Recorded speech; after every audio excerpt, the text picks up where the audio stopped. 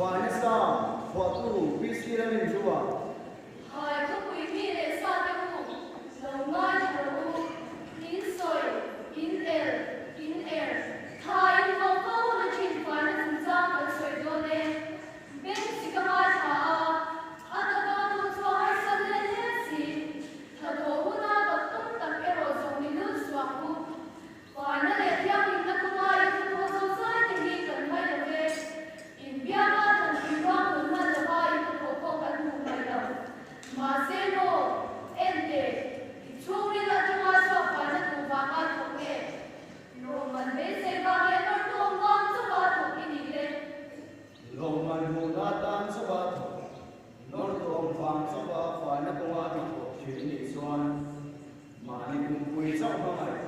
ram xuân tu để nghe tâm làm nó gì lắm phải là thiam đi là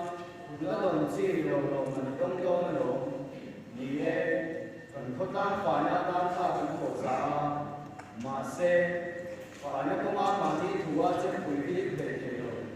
ก็เกิดคุณเจ้าเราไม่เอาโซลาไม่ยอมมาเลยสิหกคุยอะไรสิ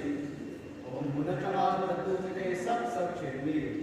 ยอมรับกันเองก็ว่าฉันจะเป็นการชั่ว